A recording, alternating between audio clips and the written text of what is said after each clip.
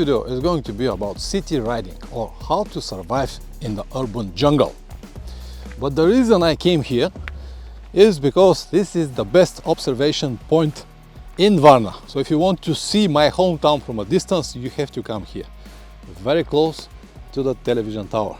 And today we have these clouds that makes the picture even better. If you travel with a motorcycle, you'll know that towns are an important part from your plans. You have to visit it here and there. You cannot just go off-road or only main roads. You have to visit some towns or big cities, and it is very important to know how to do it. In this video now, I'm gonna give you 3 very practical tips. First is going to be how to find accommodation in the town that you plan to visit. The second will be how to deal with the traffic, what is important moment when you're riding in the city. And the third will be how to protect your motorcycle. So if you have nothing to do, grab your favorite drink and stay with me.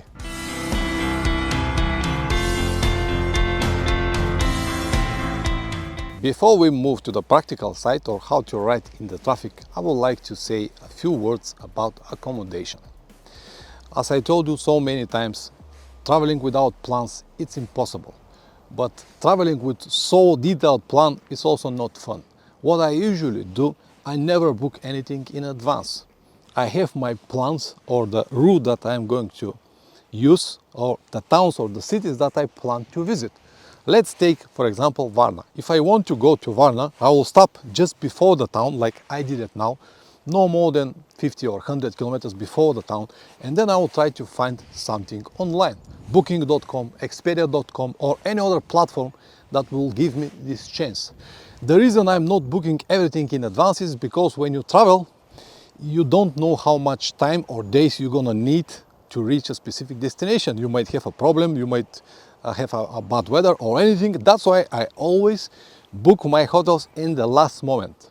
So let's assume that I came here now before Varna, 20 kilometers before Varna. Now I can open my telephone, everyone got internet nowadays, and find a proper accommodation. But I'm not going to book or pay anything until I get there, because I don't know what the situation will be. You know, sometimes they have these wonderful pictures and they write down parkings and all conditions, and when you get there, it's nothing. So I will just have the location and will write immediately there. On the place, on the spot, I'll see how it is, and I'm gonna tell you more about this later, and then eventually I can pay it and stay. So let's now jump on the motorcycle and go into the practical side, how to ride in the traffic.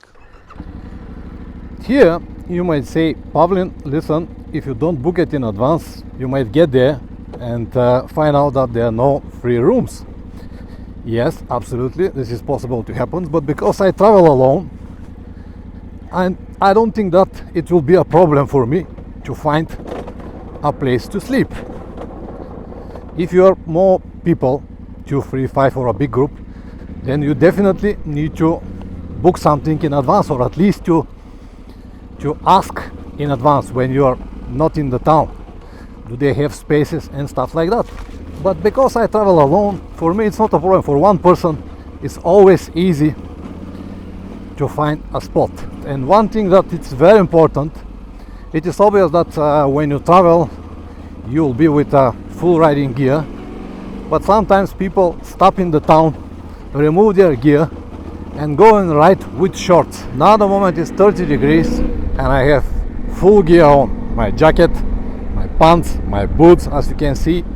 No compromises. This is very important. Look at now, for example, this guy. He has short sleeves, jeans and sneakers. In the case of accident, man, it will be disaster. It's not that the gear or your pants and jacket will protect you on 100%. Definitely not. You cannot be protected if you have a direct impact. You can still break your leg, your spine, your neck, your arms, your collarbones, anything. But the chances will be minimized. So even if I have the chance to protect myself, even only, let's say 10%, I'll definitely do it. So he's riding and texting. See what I mean? This is already a reckless behavior of a motorcycle rider. You might say, yeah, he is here just in the town and for a few kilometers.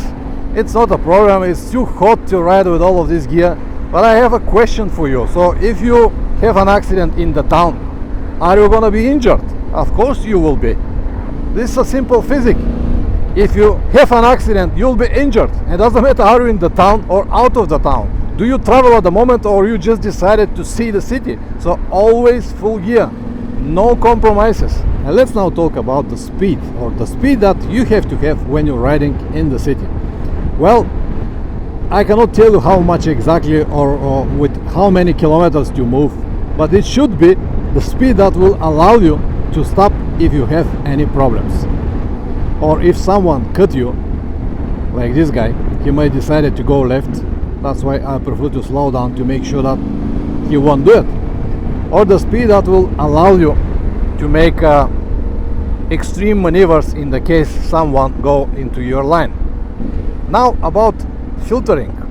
I know that in many places around the world it's not legal. I don't think it's legal in Bulgaria as well.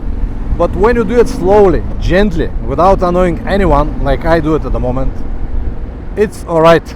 I don't think that anyone will make you a problem for that, just because I'm riding between the cars. On the other hand, if you're very arrogant, if you honk all the time, if you have a loud exhaust, some people might be a bit angry. Another very important aspect is the distance between you and the car in front of you. The more you have, the more time for reaction you're gonna have. If, for example, this BMW decided to stop unexpectedly, I will have chance to brake. But if I'm very close to him, like this, if I'm like this, my time reaction is going to be much shorter. So that's why the distance is something very important. And all right, now Varna is not a big town, but keep in mind that I have been to almost all possible big European cities, also in many big Asian cities like Karachi 30 million, like Delhi 20 million, like Dhaka, Bangladesh 25 million, and Kathmandu. So I have ridden to some of the most dangerous or unpredictable traffics around the world, and I'm still here safe in one piece. And during my entire motorcycle traveling and riding career, I have only one serious accident, and it was in Turkey 3 years ago, completely my mistake. There is another one very important moment that I would like to discuss, and this is about who is guilty if you have an accident. And I'm here to say, even though many of you won't agree with me, that in 95% of the cases when we have accident, it's our fault. Our fault in 95% of the cases. So it doesn't really matter what police will say, or who is going to take responsibility, or who is going to pay the insurance after that. When we have accidents, it's going to be our fault, because we're gonna have the pain and the shame after that. So you might injure yourself, you might damage your motorcycle, or both at the same time. Many of my friends also said, oh man, listen, it was not my fault.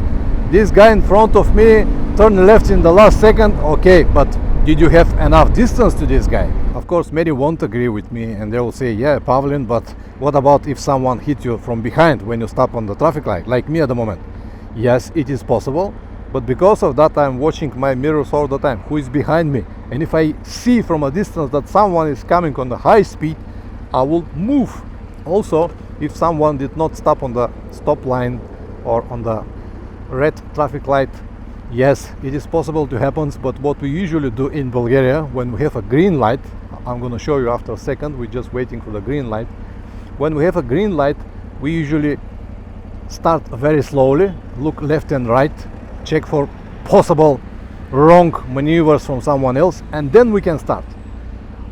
For example, in Germany, when they have a green light, they start immediately without even looking on left and right, because they know that they have right away. And this is the way it should be, but not in Bulgaria, not in unpredictable traffic like Asia. In Asia, traffic lights or signs basically means nothing. So everyone is riding in their own tempo or own laws or whatever they prefer. They'll say, okay, now I have green light, so left, right, check for obstacles, and then I can twist. Alright, first was to have a distance. Second was to know that it will be my fault always. The third is going to be to try to predict the mistakes of others. Now, for example, this Toyota Land Cruiser might go left, so I have this in mind, and I'm not gonna twist until I'm sure that he won't do it. Because it's a traffic light, in last moment he might decide to go left into the middle lane, and I prefer to wait here. And then we're coming to filtering. If you do it slowly, on slow speed, without revving all the time, without annoying people like I do it at the moment, it's not a problem at all. So as you can see, no one even noticed my movement or make me a problem because I went in front of everyone. And this is what I do in the last I don't know how many years, and never had any problems anywhere. So this so-called preventive riding style, or when you try to predict the mistakes of others, is probably one of the best options that you can use to protect yourself, because you never know what will be. Okay, now I'm looking the taxi driver. He's going to turn right. All right, good. I'll do it as well. And if you have a normal speed, if you have a distance, if you have this in mind that someone might make a mistake, the things became so obvious and much easier than if you ride very fast looking on your telephone, or if you race all the time without any need, then it's a problem.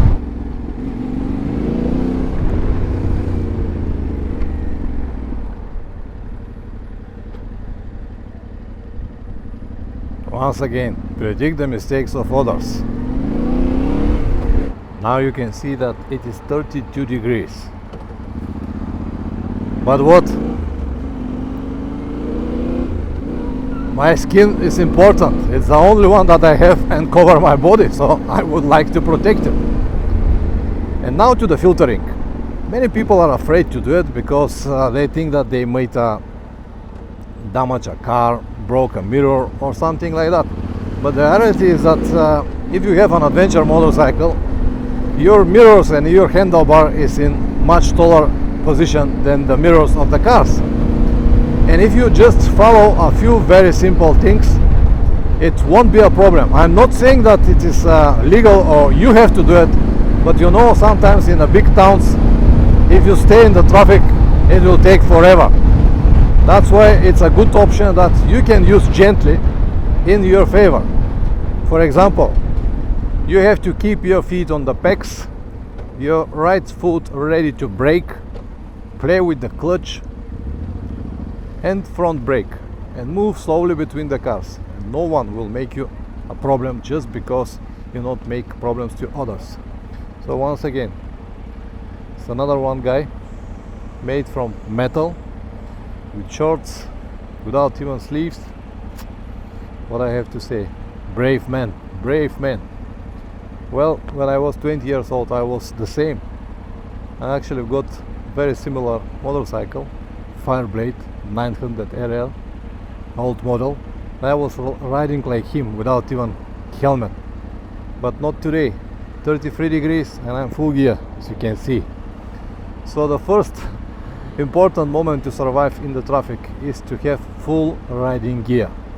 Then is to have a good distance between you and cars. Third is to predict the mistakes of others, and if you decided to filtering between the cars, keep your feet on the pegs and control your motorcycle with a throttle and clutch. That's everything you need to know. It's not a big deal, it's not a rocket science. It is simple to ride in the traffic, it's not a problem, you shouldn't be afraid if you only have a little bit of practice. As anything in our life, practice makes perfect. So you have to practice at home, practice every time when you have this chance, and you won't be afraid, and you will increase your chances to survive significantly. Alright, now security, or how you can protect your motorcycle in a big town, big cities. First, you have to understand that there is no such a thing like 100% security. So because of that, never leave your motorcycle unattended. You have to see it. If you cannot see it, you have to park it on the location when many people will see it, and to do everything what is possible to do to prevent someone to steal it. To believe on the goodwill of people is fine, but it could make you a bad favor. So you definitely need something like a disc lock, for example, to lock your motorcycle and to prevent it to be pushed from the location that you parked it. Let me now give you one example. As I said, never leave your motorcycle without seeing it. Let's say that I decided to sit in this restaurant to eat. So I can park my motorcycle here on that side and it will be safe, I can see it, right? But what about if a big bus or truck block the view to my motorcycle? It could be a traffic and it could be blocked for a minute, two or more. I won't be able to see it, right? And this is very important. You shouldn't leave your motorcycle on the place where you cannot see it. So I would rather prefer to park it here on the sidewalk, like this, maybe like this, and sit here to be able to see it. Even though I might risk a fine from police, I'll prefer to do it like this instead of let someone to steal it, if you understand what I mean. As I told you earlier about the traffic, you have to predict the mistakes of others. It is more or less the same with motorcycle security. You have to predict what is possible to happen with your motorcycle. You have to think like a thief. I know that you're not a thief, but you have to think like a thief. So another good example is here.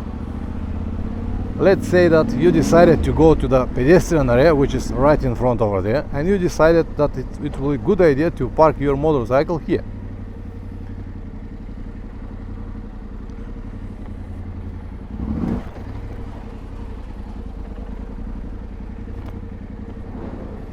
You decided to park it here and go and walk. But see, this location, it's very unsafe. Once you move away, you wouldn't be able to see your motorcycle. So you definitely need to find a location when someone will at least see it, because here it will be no one. Motorcycle will be left just like that. And also always try to park it on a location where it's impossible to be reached by bus. So if your motorcycle is here, it could be easily loaded in this van, for example. But if it's on the sidewalk or on a place where it's not accessible for vans, it won't be that possible. So all of this is like a game that you have to play every time when you find a proper parking spot. So instead of parking over there, I can go like 200 meters away and find a secure parking, like this one here. Because it's paid, now I'm gonna go this way because I don't want to pay anything. But even so, I'm gonna show you just the example that I mean. If I park it here in this security parking, it is impossible to be loaded in a van because there are cameras and many things like that. So it won't be possible. If I park it over there on the street, this might be a problem, but not here. Hello. You can see another one clever example. This guy, see how he parked his motorcycle next to the barrier. Security guard is over there. It's impossible to load it in a van from here. It's a clever way. So when you know this stuff, and look at this guy. This guy made a mistake. If a van stopped now here next to it, they will load it and that's it. End of the story. So two examples, very close one next to another, but with completely different preparations. Or all of these cars here and parking spots here and there. If you stop here, alright, you won't be charged. There will be no fines for your motorcycle, but they will be left just like that and you will risk a lot. But if you park in front of very busy coffee or restaurant with a lot of people, it will be completely different story. I have another good example here. Let's say that I would like to visit this area and I can find a parking here, there and all of these small streets. But as you can see, there are no people on this street, no one to protect your motorcycle. Instead of that, I can ride a little bit further, 200 meters, find a coffee with people,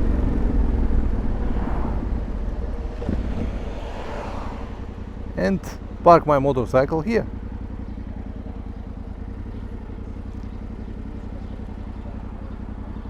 Maybe here on the right.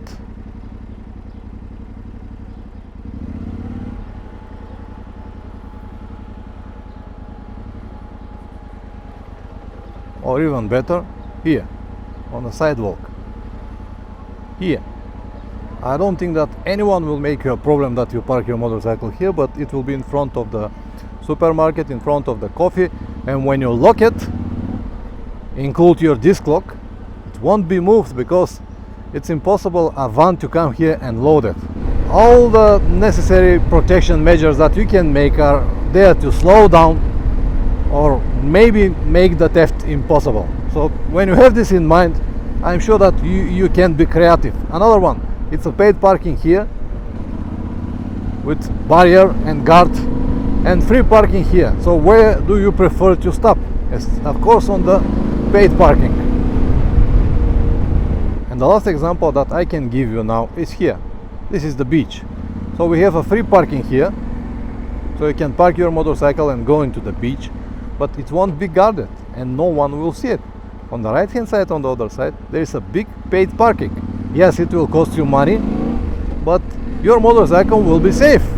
And if you use your disc lock, it will be completely safe, because I don't think that a van will go inside with all of these cameras, load your motorcycle and go.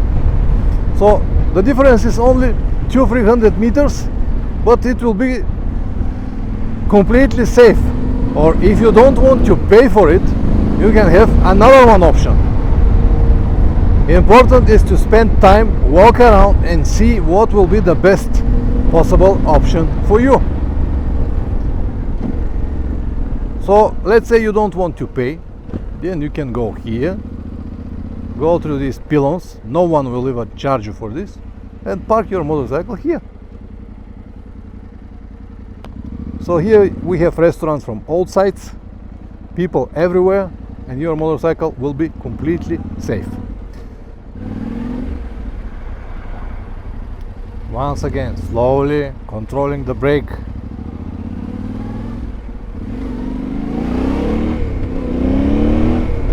If for any reason you have to stay behind a car, just do it like this, on the left or right.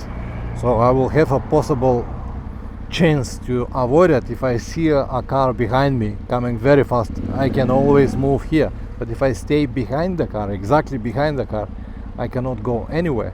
So this is another possibility to avoid collision in the case someone cannot stop behind me.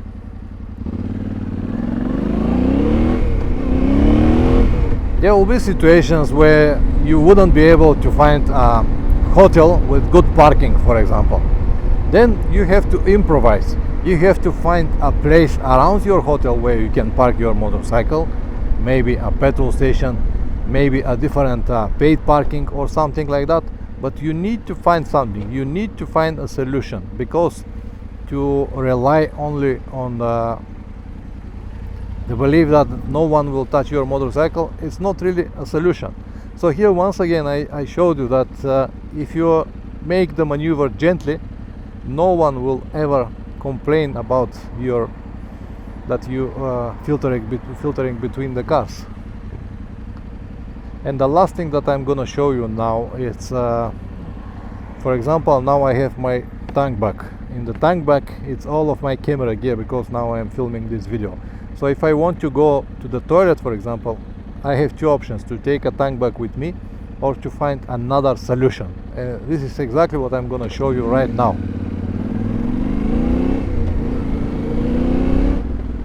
When you're alone, you can just go to the local petrol station, whatever you find, park in front of the building, like this now, in front of everyone, in front of people with cars, people from the petrol station, and I can easily leave my tank bag here, and I'm sure that no one will ever touch it. So all of these techniques that I showed you already are very simple. They cost nothing. It's easy to be done. This is not a rocket science. And if you practice it a lot, as I do for many years, it became like a second nature. So I never worry about anything because I already have done all of this. So traffic is not a problem if you know how to deal with it. Security is not a problem if you know how to deal with it. Safety is not a problem, or to find a hotel is not a problem. Or even if the hotel is without any parking, you can always find a solution. One old man told me many years ago, there are no problems, only solutions. I hope that this video will help to at least one person.